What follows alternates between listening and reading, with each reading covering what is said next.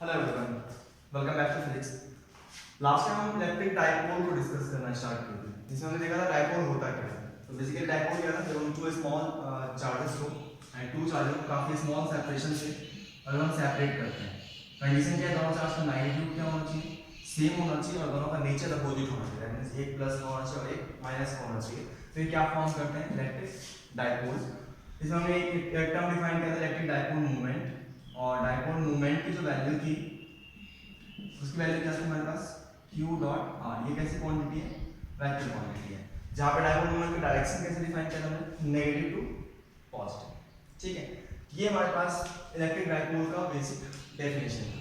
Okay, अब next बात करते हैं कि अब इलेक्ट्रिक डायपोल को बहुत सारे टाइप्स से क्वेश्चन बनते हैं। जैसे इलेक्ट्रिक डायपोल की वजह से इलेक्ट्रिक फील्ड क्या होगा, इलेक्ट्रिक डायपोल की वजह से इलेक्ट्रिक पोटेंशियल की वैल्यू क्या होगी।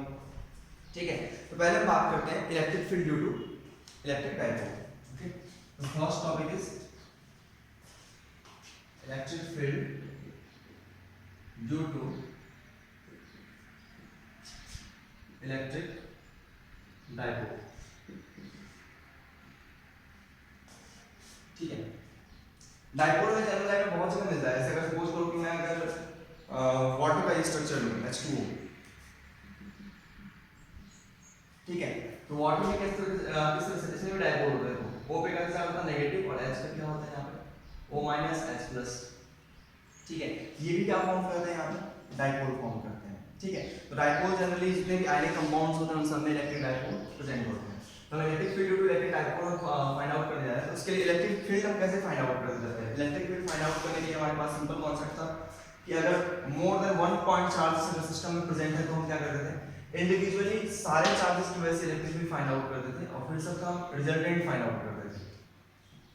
दैट मींस उन सबका नेट इलेक्ट्रिक फील्ड हम फाइंड आउट करते थे। ठीक है, इलेक्ट्रिक फील्ड कैसी क्वांटिटी है, वेक्टर क्वांटिटी। तो हम सिंपली ये भी बोल सकते हैं कि हम इंडिविजुअली सारे पॉइंट चार्ज की वजह से हम इलेक्ट्रिक फील्ड फाइंड आउट करेंगे और फिर सबका वेक्टर सम करेंगे। ठीक है, तो सेम प्रोसेस यहां भी हम अप्लाई करेंगे। सपोज करो हमारे पास ये डाइपोल था, charge plus q and minus q, और इसका सेपरेशन कितना गिवन है, 2 है। ठीक है, जनरली हमसे दो टाइप के क्वेश्चंस पूछे जाते हैं। पहला क्वेश्चन ये पूछा जाता है कि find electric field to dipole at its axial position. That means axial position अब क्या होता है, इलेक्ट्रिक डाइपोल का ये डाइपोल मोमेंट के अलोंग द एक्सिस था, ये line running along the dipole moment, इसी लाइन को हम क्या बोलते हैं, एक्सिस ऑफ डाइपोल। ठीक है, ये कौन सा है, एक्सियल एक्सिस है, डाइपोल का एक्सिस है। सिमिलरली एक और होता है इक्वेटोरियल एक्सिस। इक्वेटोरियल एक्सिस क्या होगा, डाइपोल का सेंटर होगा कहीं पे, यहां मिड पॉइंट होगा। ठीक है, इस सेंटर से अगर हम परपेंडिकुलर लाइन ड्रॉप करती है जो हमारे पास एक्सिस का फॉर्मेशन होगा, ये एक्सिस कैसा होता है, इक्वेटोरियल एक्सिस होता है। तो एक तो हमसे पूछ देगा कि लाइक सपोज कहीं पे एक्सियल एक्सिस पे एक्सियल पोजीशन पे एक पॉइंट P था और यहां पे हमें फाइंड आउट करना है इलेक्ट्रिक फील्ड डायरेक्शन का, इलेक्ट्रिक फील्ड का अमाउंट क्या होगा, यहां से डिस्टेंस कितना है इसका, r। ठीक है, सिमिलरली एक बार हमें यहां पे इक्वेटोरियल पोजीशन पे P एक पॉइंट दे देगा, इस पॉइंट P पे हमें इलेक्ट्रिक फील्ड फाइंड आउट करना होगा। पहले हम एक्सियल पोजीशन पे देखते हैं, एट एक्सियल पोजीशन।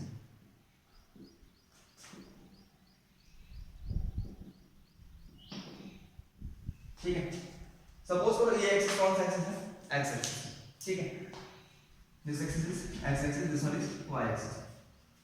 अब अगर इस q चार्ज की वजह से मुझे इलेक्ट्रिक फील्ड यहां पे फाइंड आउट करना है, तो इलेक्ट्रिक फील्ड का डायरेक्शन किधर होगा, ये पॉजिटिव है, पॉजिटिव चार्ज की वजह से इलेक्ट्रिक फील्ड आउटवर्ड होता है। तो इस q चार्ज की वजह से इलेक्ट्रिक फील्ड इस तरफ होगा, दैट इज E1। सपोज ये क्या था, E1 था।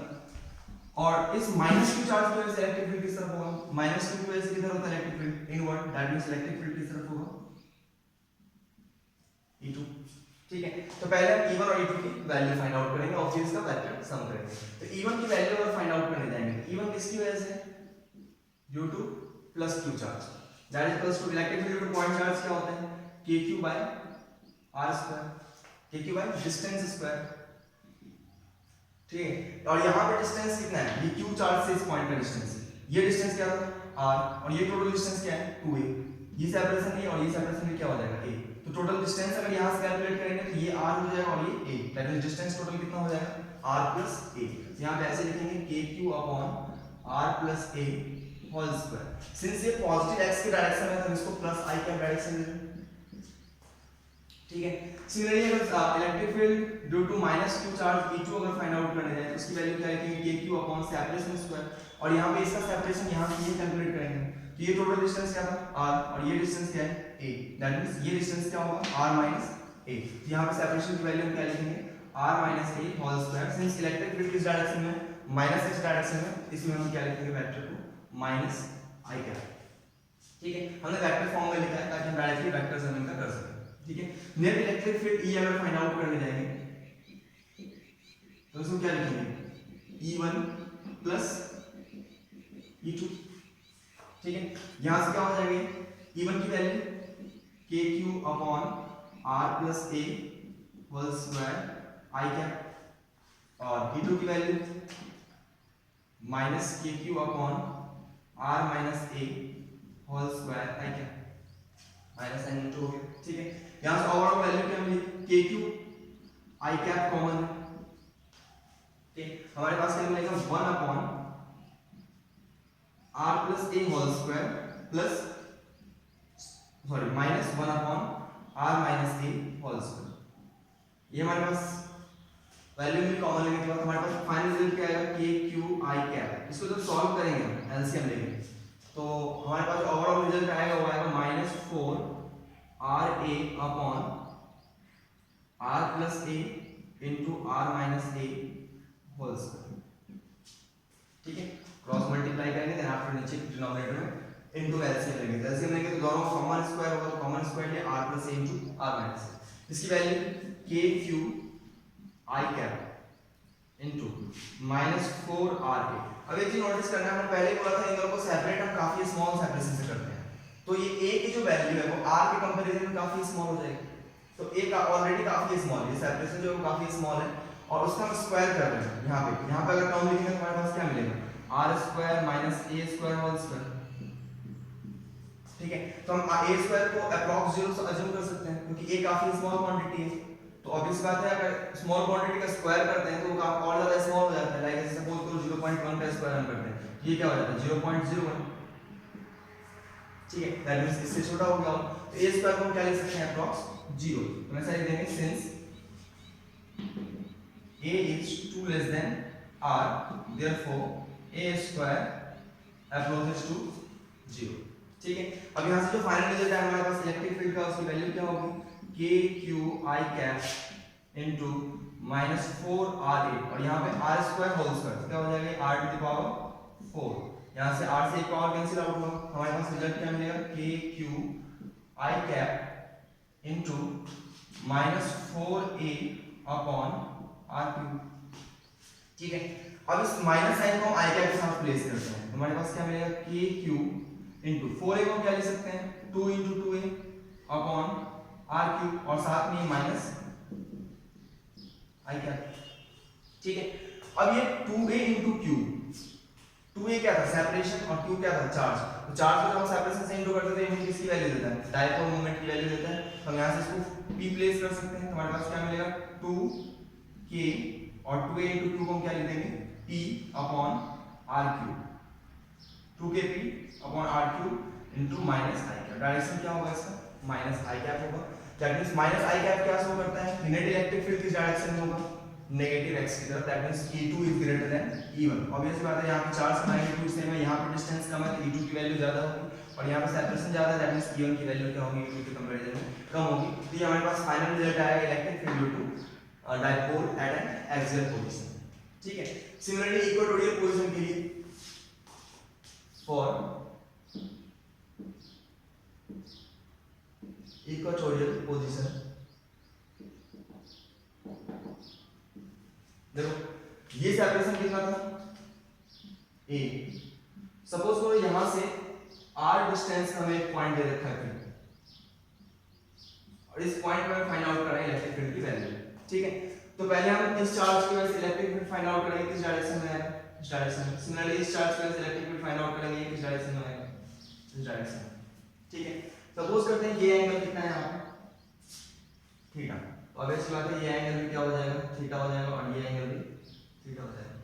ठीक है, अब अप्लाई करते हैं, ये डिस्टेंस को हम क्या लिख सकते हैं, ये जो डिस्टेंस है हमारे पास इस डिस्टेंस को ऐसे लिख सकते हैं root under a square plus r square, Pythagoras theorem use करके।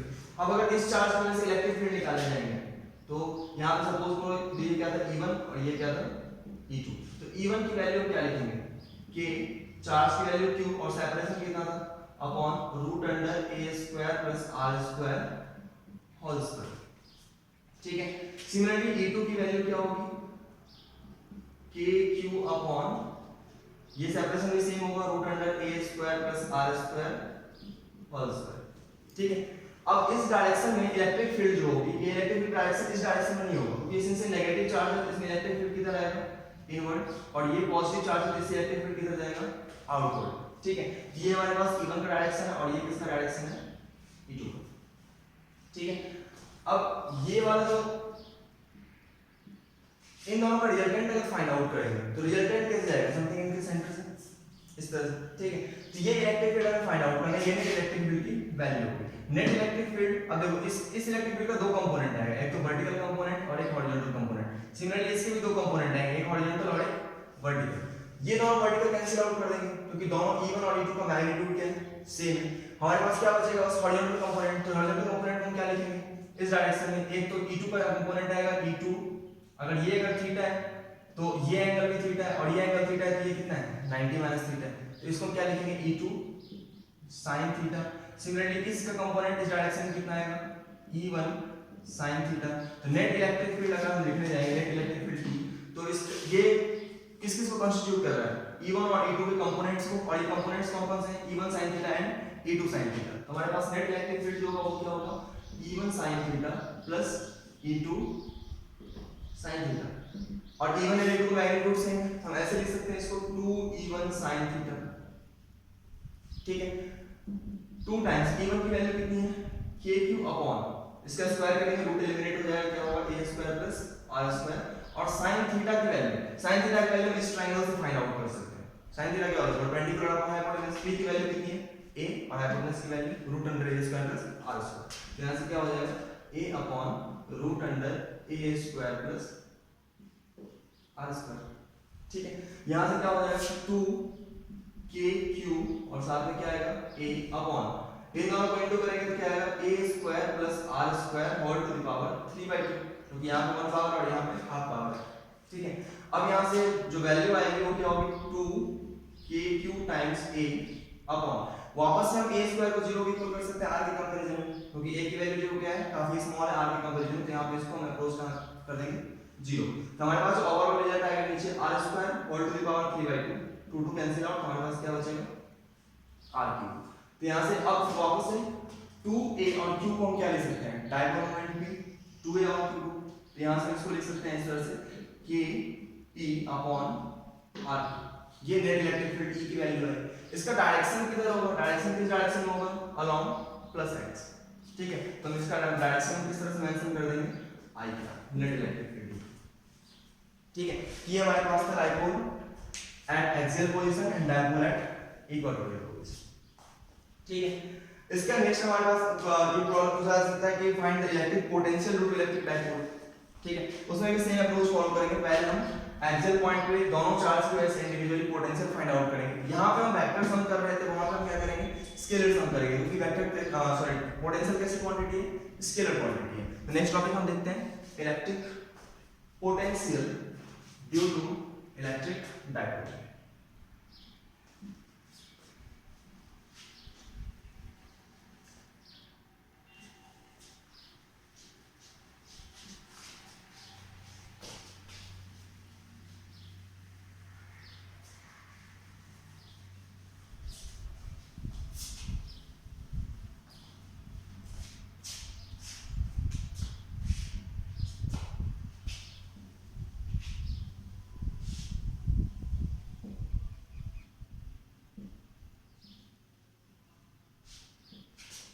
एक्सियल पोजीशन सपोज यहां पे एक पॉइंट P था, कितना डिस्टेंस है r डिस्टेंस। एक और चीज याद रखना है जो भी डिस्टेंस हम डायपोल के केस में मेजर करेंगे वो हमेशा कहां से मेजर करेंगे डायपोल के सेंटर से मेजर करेंगे।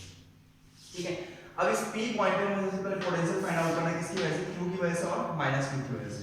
तो अगर Q की वजह से पोटेंशियल फाइंड आउट करते हैं इसकी वजह से सपोज करो पोटेंशियल कितना है यहां पे V1 और -Q की वजह से कितना पोटेंशियल V2। तो V1 की वैल्यू अगर फाइंड आउट करने जाएंगे तो पोटेंशियल टू पॉइंट चार्ज क्या होता है KQ/R। तो पोटेंशियल की वैल्यू क्या लिखेंगे K, चार्ज का अमाउंट Q और सेपरेशन कितना है R+A। तो सेपरेशन की वैल्यू KQ/R+A। सिमिलरली V2 की वैल्यू कितनी हो जाएगी K, चार्ज की वैल्यू -Q अपॉन सेपरेशन, ये वैल्यू क्या हो जाएगी R-A। The same as electric field. यहां से नेट पोटेंशियल क्या हो जाएगा V1 प्लस V2। स्केलर सम करना डायरेक्टली, यहां वैल्यू क्या मिलेगी KQ upon R+A minus KQ upon R-A। KQ common है, हमारे पास क्या मिलेगा 1 upon R+A minus 1 upon R-A। ठीक है, तो यहां से वैल्यू अगर इसे सॉल्व करेंगे तो KQ एलसीएम दोनों का होगा R+A इनटू R-A, और हमारे पास ऊपर जो रिजल्ट आएगा वो क्या होगा R-A माइनस R-A। ठीक है, R कैंसिल आउट, क्या आ गया हमारे पास KQ into -2A upon R² minus A²। वापस से हम A² की वैल्यू क्या ले सकते हैं 0, क्योंकि ये काफी स्मॉल है। तो यहाँ से ओवरऑल जो रिजल्ट आएगा, और 2A इनटू Q को हम क्या प्लेस कर सकते हैं डायपोल मोमेंट। यहाँ से डायपोल मोमेंट इसको हम प्लेस कर सकते हैं KP अपॉन R²। ये हमारे पास किसकी वैल्यू हो जाएगी पोटेंशियल की वैल्यू हो जाएगी। ठीक है, एट एक्सियल पोजीशन। सिमिलरली जब इक्वेटोरियल पोजीशन कंसीडर करेंगे तो पहले हम इस पॉइंट की वजह से पोटेंशियल फाइंड आउट करेंगे, फिर इस पॉइंट की वजह से पोटेंशियल फाइंड आउट करेंगे, और फिर दोनों को हम स्केलर सम करेंगे। इसको आपको ट्राई करना है एट इक्वेटोरियल पोजीशन।